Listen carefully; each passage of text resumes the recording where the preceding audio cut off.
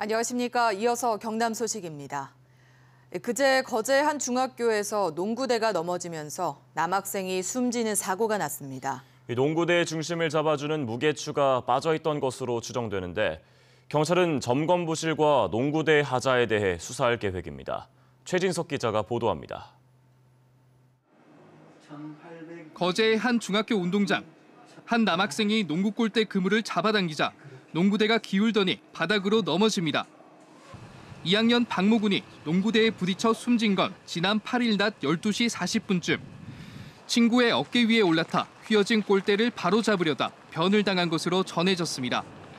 그런데 이 농구대가 사고 이틀 전 태풍 때 바람으로 한 차례 넘어졌던 것으로 확인됐습니다. 이때 농구대 아래쪽 40kg짜리 무게추 3개가 무게함에서 빠진 것으로 보입니다.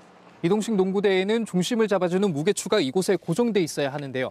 하지만 사고 당시에는 무게추가 고정돼 있지 않았던 것으로 추정됩니다. 무게추를 다시 제 위치에 두지 않고 농구대를 그냥 세워도 50kg대의 중학생이 잡아당기는 힘에 농구대가 맥없이 넘어진 겁니다. 그걸 예측을 전혀 못했어요. 모양이 그대로 원위치돼 있기 때문에. 무게추가 농구대에 고정돼 있지 않았던 것이 문제입니다. 철제틀 위에 무게추를 얹어둔 형태인데 쓰러지는 등의 충격에 무게추가 빠지기 쉬운 구조입니다. 노출돼 있지도 않아 겉에서 보면 무게추가 제대로 있는지 알 수 없습니다. 고정을 하게 되면 운반 납품을 할 때 무게 때문에 그런 애로사항이 있기 때문에 그래서 앞으로는 심도 있게 좀 고민을 해서 체결을 해놓는 방법이라든가 아니면 경찰은 학교 측의 점검 부실과 농구대 제품의 하자 여부에 대해 수사할 예정입니다. KBS 뉴스 최진석입니다. 경남과 부산, 울산 3개 시도지사가 공동 상생 발전을 선언했습니다. 정권 출범 초기 그리고 같은 당 소속의 단체장이기 때문에 서부 경남 KTX 등 지역의 수건 사업 해결에 어느 때보다도 기대가 큽니다. 천연수 기자의 보도입니다. 경남과 부산, 울산 시도지사는 동남권을 수도권에 대응하는 초광역 경제권으로 발전시키는데 공동 노력하기로 선언했습니다. 김경수 경남지사는 서부 경남 KTX는 정부 사업으로 사실상 확정된 상태이며 조기 착공이 관건이라고 밝혔습니다. 국가 재정 사업으로 하겠다는 건 사실상 확정을 하고, 네. 그다음에 이걸 이제 빨리 추진하기 위한 대책을 협의 중입니다. 경남, 부산, 울산 최대 현안인 신공항 문제에는 해결 의지를 분명히 해 입지가 바뀔 가능성도 드러냈습니다. 전국적인 이슈로 만들어진 데 대해서는 상당한 진전이 있었다고 저는 생각합니다. 안전 문제나 그다음에 공항의 위상과 역할, 소음, 확장성까지도 함께 검토할 수 있는 검증단을 꾸리기로 합의하고. 김해공항 이외 대안을 반대하던 울산시도 입장을 바꿔 신공항에 한 목소리를 내게 됐습니다. 그냥 김해에 있는 것보다 더 편리하고 더 빠르게 할 수 있는 수단이 생긴다면 그것은 울산 시민이 다르게 판단하실 거라고. 부산에 먹는 물을 경남으로부터 공급받는 것은 가장 예민한 문제로 신중한 입장을 보였습니다. 문제 하나만 가지고 해결될 수 있는 문제라고는 생각하지 않습니다. 각 지역 간의 현안들을 토탈로 해서 일괄 타결할 수 있는 방법도 나올 수 있는 게고.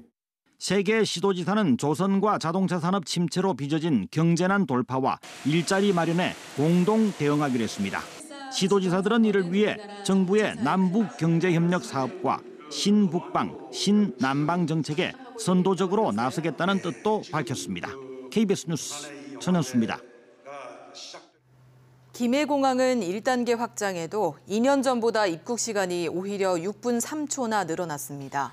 어제 열린 국회 국정감사에서는 국토교통부가 김해공항의 혼잡을 사실상 방치하고 있다는 여야 의원들의 질타가 이어졌습니다. 최지영 기자의 보도입니다. 김해공항의 혼잡 개선 연구 용역에 참여한 영국의 일업이 최종 보고서에서 제안한 내용은 크게 4가지입니다. 이 가운데 공항 필수 시설인 탑승 수속대와 도착 수화물 컨베이어 벨트를 늘리려면 국제선 터미널 확장은 불가피합니다.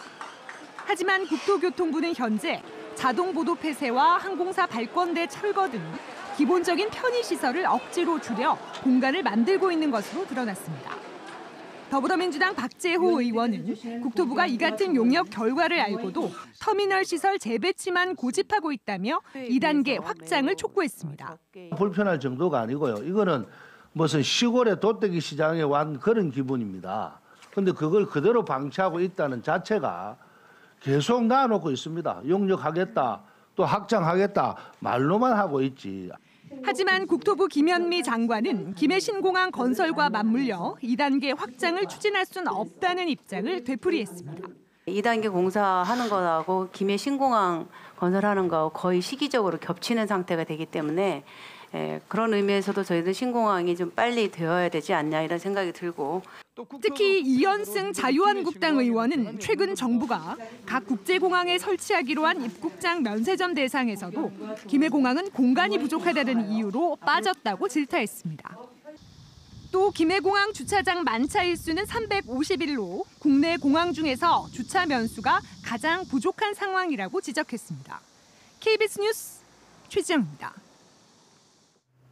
미세먼지가 심각한 환경 문제가 되면서 청정 에너지, 그 가운데도 수소에 대한 관심이 높아지고 있는데요. 창원시가 수소자동차 보급에 더불어 수소산업을 주요 산업으로 키우기 위해 준비하고 있습니다. 박상현 기자입니다. 실내를 밝히는 전등 80개, 더운 공기를 식히는 에어컨과 영상을 보여주는 TV에서 주방 기구까지 모두 수소자동차가 만들어낸 전기로 작동하고 있습니다. 게다가 수소자동차가 전기를 만들면서 생겨난 물은 생활용수로 쓸 수도 있습니다. 공해물질의 배출이 없고 고갈의 위험이 없습니다. 또한 수소전기 자동차는 대기 중에 있는 미세먼지를 걸러내는 역할을 함으로써 더욱더 깨끗하고 친환경적인. 수소차에 대한 관심도 높아져 창원시가 보조금 지급 공고를 내자마자 하루 만에 110대 접수가 마감됐습니다. 창원시는 2022년까지 수소차 1000대, 수소버스 50대 보급에 충전소 6곳을 마련할 계획입니다. 더불어 수소산업을 지역 주요 산업으로 키우기로 하고 충전소 건설과 관련해 4개 기업과 290억 원 규모의 투자 협약도 맺었습니다. 상복 산단에는 축구장 60여 개 크기의 수소기업이 모인 특화단지도 만들 계획입니다. 국책 사업으로 추진 중인 수소 산업 전주기 제품 안전성 지원 센터를 수소 관련 제품 생산업자가 밀집한 창원시에 유치될 수 있도록. 이렇게 생활 속 수소차의 활용을 체험할 수 있는 수소 전기 하우스가 이달 말까지 창원 컨벤션 센터 앞에서 운영되고 내일까지는 수소 산업 현황과 미래를 볼 수 있는 전시회와 포럼도 열립니다. KBS 뉴스 박상현입니다.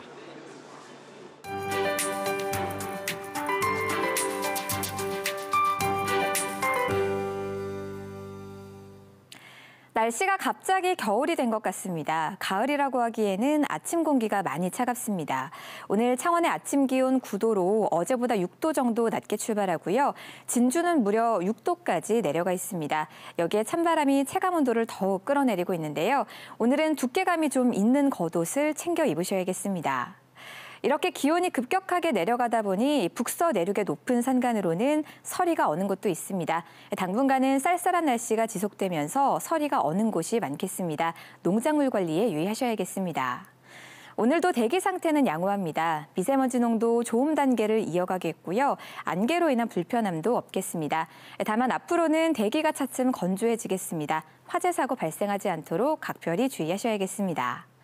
현재 위성 영상 보시면 경남 지역으로 구름이 많이 지나고 있고요. 해안 지역은 바람이 약간 강하게 불고 있습니다. 오후부터는 더 맑아진 하늘 볼 수 있겠습니다.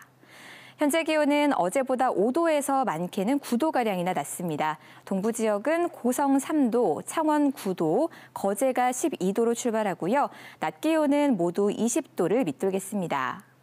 경남 서부 지역도 현재 기온 많이 낮습니다. 거창이 3도까지 내려가 있고요. 그 밖에도 산청과 진주 6도, 남해가 8도까지 내려가 있습니다.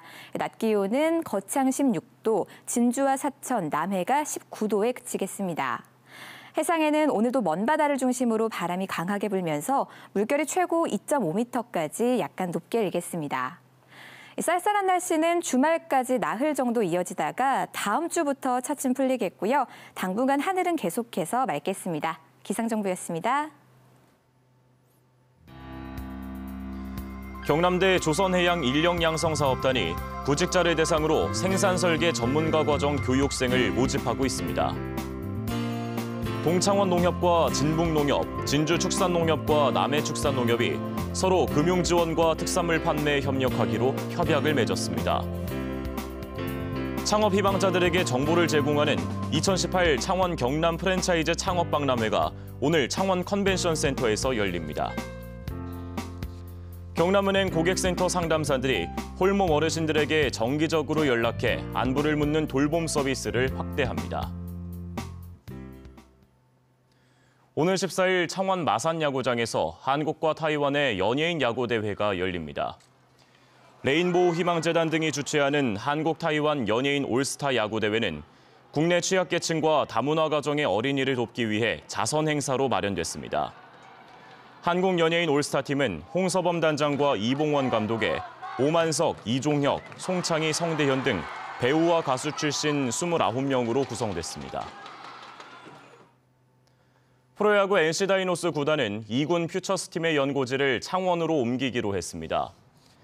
창원시와 NC구단은 퓨처스팀 연고지를 경기도 고양시에서 창원시로 옮기기로 업무 협약을 맺었습니다.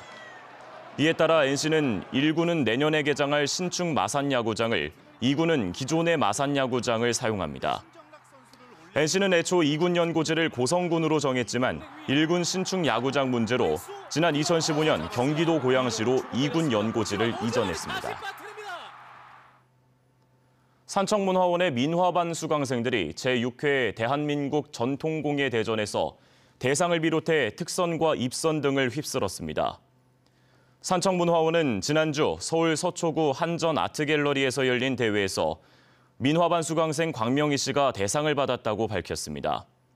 또 같은 수강생인 최미숙, 양서연 씨가 특선을, 강윤영, 이명란, 현미야, 박윤화 씨가 입선을 했다고 밝혔습니다.